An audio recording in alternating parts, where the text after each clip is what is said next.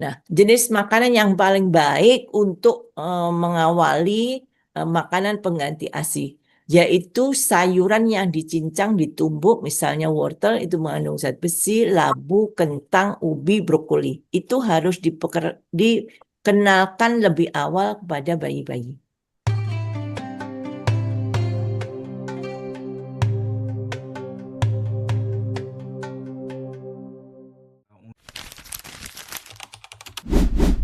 Anemia itu adalah kondisi tubuh kekurangan sel darah merah yang sehat atau ketika sel darah merah tidak berfungsi dengan baik. Kekurangan sel darah merah ini bisa karena asupan. Sebentar ya, Pak.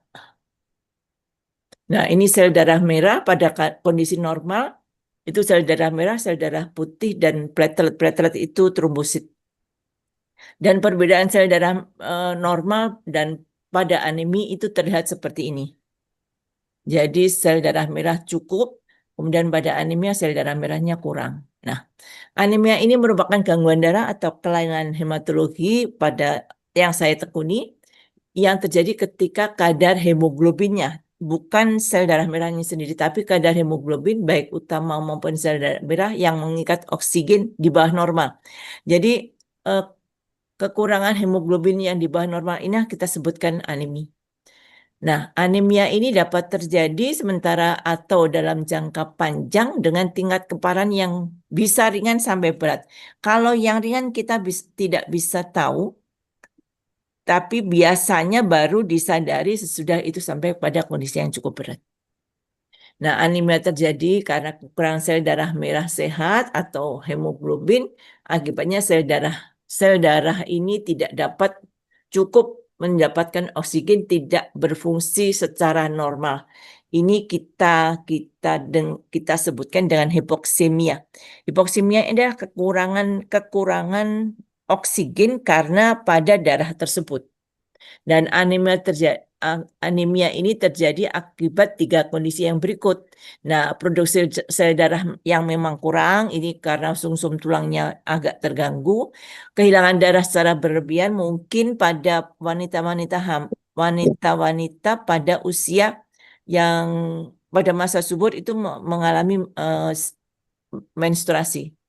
Dan karena hancurnya sel darah merah yang terlalu cepat, itu karena fungsinya sel darah merah itu mestinya usianya 120 hari, sekarang berkurang jadi tidak berusia dari 120 hari yang kita bisa sebutkan karena sel talasemia. Nah, ini Pak, yang kadang-kadang Ibu kadar hemoglobin normal tergantung pada usia dan kondisi kelamin.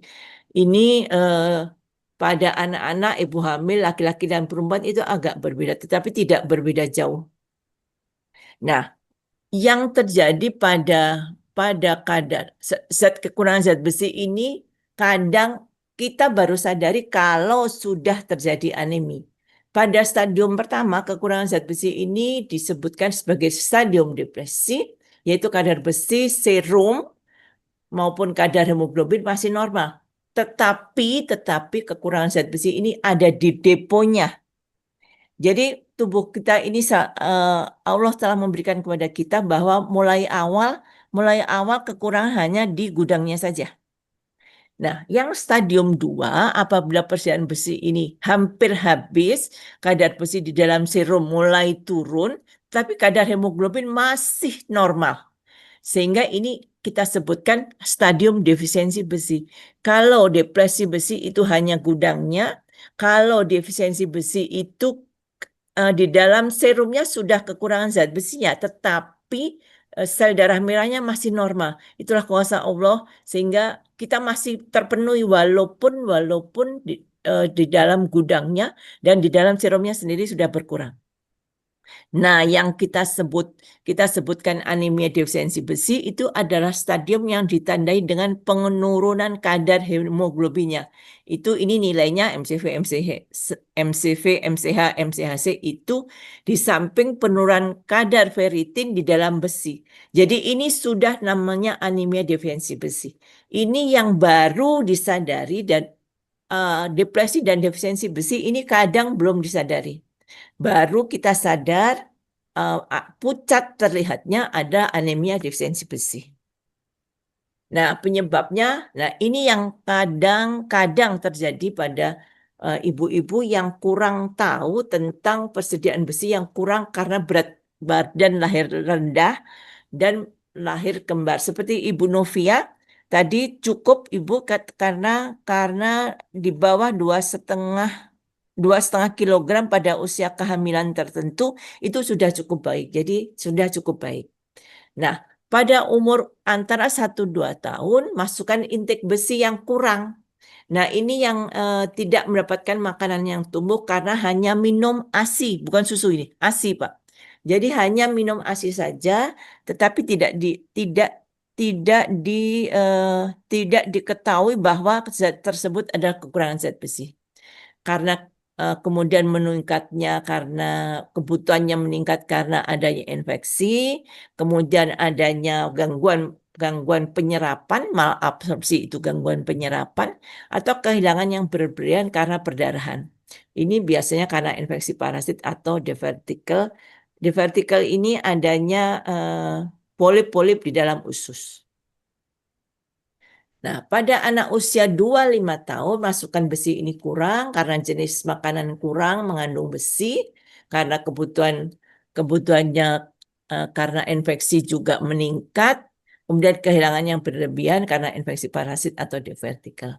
Pada anak umur 5 tahun atau sampai masa remaja, kehilangan yang berlebihan karena perdarahan, misalnya karena parasit atau polip yang tadi saya sampaikan. Nah, yang sering terjadi adalah pada usia remaja dan dewasa. Pada wanita, antara lain karena menstruasi yang berlebihan, tidak dibarengi dengan pemberian asupan besi yang cukup pada wanita-wanita usia remaja dan dewasa.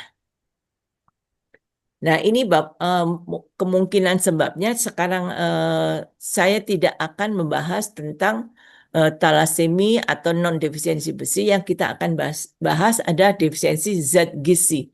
Defisiensi zat gizi ini ada defisiensi zat besi yang tadi saya sampaikan, kemudian defisiensi non-zat besi. Yang saya sampaikan adalah defisiensi zat besi. Karena konsumsi besinya, Fe itu besi, konsumsinya berlebihan atau penyerapannya yang kurang atau kebutuhan yang meningkat atau adanya kebocoran. Ini jadi saya batasi terhadap pembahasan tentang anemia defisiensi zat besi.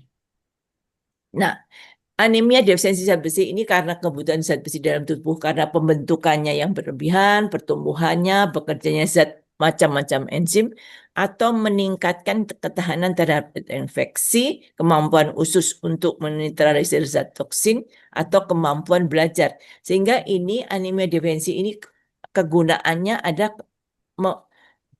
mempengaruhi cara belajar kita, kemampuan belajar dari siswa-siswa. Nah, ini penyebab kekurangan besi, Pak Hasan, yaitu terlambat memperkenalkan MPASI. MPASI namanya. MPASI itu ada makanan pengganti ASI. Pengganti bukan hanya berarti ASINya yang harus di stop. Kemudian pola konsumsi kurang asupan protein, terutama protein hewani. Kemudian kurang konsumsi fortifikasi zat besi, ini ada tetapi di Indonesia belum ada. Pemberian suplementasi zat besi tidak sesuai indikasi. Kemudian tidak patuh minum suplemen karena keluhannya adalah mual biasanya. Dan penyerapan zat besi yang tidak optimal. Ini ada penyebab kekurangan zat besi. Ini cucunya Pak Taslim. Pak Taslim mungkin masih di Jember, tapi ini cucu Pak Taslim yang sempat dikirim foto ke saya dan saya sampaikan di sini. Ini anak sehat karena masukan gizinya cukup baik. Gejala klinis ada gejala anemia itu sangat bervariasi tergantung dari penyebabnya. Biasanya ini kekurangan zat besi itu baru disadari apabila sudah terjadi anemia. Jadi tadi saya sampaikan bahwa penderita anemia ini bisa mengalami beberapa gejala, misalnya cepat lelah, lemes, sakit kepala, pusing, atau sering mengantuk. Tapi mengantuk pada orang-orang pada usia yang seperti kita mungkin akan kembali lagi seperti anak-anak. Kulit terlihat pucat atau kekuningan, detak jantung tidak teratur, nafas pendek, nyeri dada, terabat dingin tangan dan kaki. Ini adalah gejala-gejalanya. Nah, anemia defisiensi besi ini disebabkan karena kurangnya zat besi di dalam tubuh sehingga kebutuhan zat besi untuk pembentukan sel darah merah juga tidak cukup. Nah, tanda dan gejala ini adalah rambutnya tipis, halus, kukunya tipis, rata atau mudah patah, dan lidah tampak pucat, licin, dan mengkilat. Agak berbeda dengan biasanya pada anak-anak ini karena kurang besi sehingga terjadi stomatitis. Stomatitis ini bisa terjadi di mana saja, tetapi pada anemia defisiensi besi, stomatitis angularis ini di ujung-ujung mulut sehingga disertai dengan kemirian dan nyeri yang tidak berkesudahan. Nah, ini gejala anemia yang sering kita dapati, yaitu kelopak mata pucat, kulit pucat, nafas sesak, kelemahan otot, kemudian sakit kepala, tekanan darahnya cukup rendah, tetapi tidak selalu bahwa tekanan darah itu disebabkan karena anemia defisiensi. Tapi anemia defisiensi zat besi bisa menyebabkan tekanan darah rendah. Kemudian nadi cepat dan pembesaran limpa ini pada penyakit-penyakit khusus. Ini pengobatannya yaitu pemberian Fe karena Fe itu adalah zat besi. Zat besi itu banyak terdapat pada sayuran dan buah-buahan dan pada sayuran-sayuran hijau. Ini zat besi kemudian ada di dalam makanan sehari-hari kita sebenarnya yaitu beras. Ini daging, kemudian sayuran, ada makanan-makanan yang mengandung zat besi yang kita makan. Sebenarnya dengan memperkenalkan ini lebih cepat akan lebih baik. Nah, 7 sumber zat besi untuk bayi yang harus diperhatikan yaitu misalnya beras, kemudian kacang-kacangan, kemudian tahu atau tempe, kemudian daging sapi atau daging ayam, serta telur itu tetap mengandung zat besi serta sayuran. Kalau sudah terjadi anemia defisiensi besi, itu biasanya dokter akan memberikan obat dan itu harus dalam pengawasan. Nah, jenis makanan yang paling baik untuk mengawali makanan pengganti ASI, yaitu sayuran yang dicincang, ditumbuk, misalnya wortel itu mengandung zat besi, labu, kentang, ubi, brokoli. Itu harus dikenalkan lebih awal kepada bayi-bayi.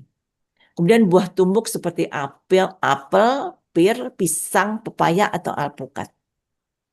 Sereal bayi bebas gluten yang diperkaya dengan zat besi. Ibu biasanya bisa mencampurkan mencampurkan sereal ini dengan ASI.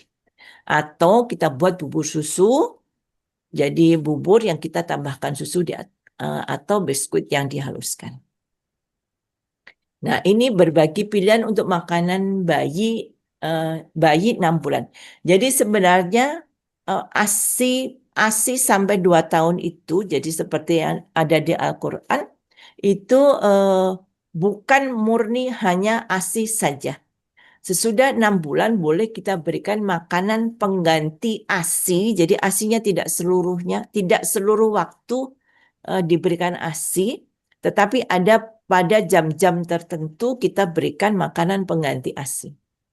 Sereal yang disarankan yaitu memilih yang bebas gluten, ini untuk lebih terutama untuk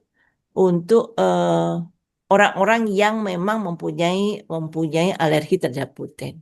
Atau buah dan sayuran yang dihaluskan seperti alpukat, pisang, pir, kentang, wortel, dan lain sebagainya.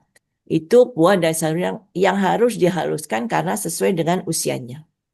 Daging yang dihaluskan atau ayam atau sapi itu juga cukup baik dan tahu yang dibuat bubur ada cukup baik.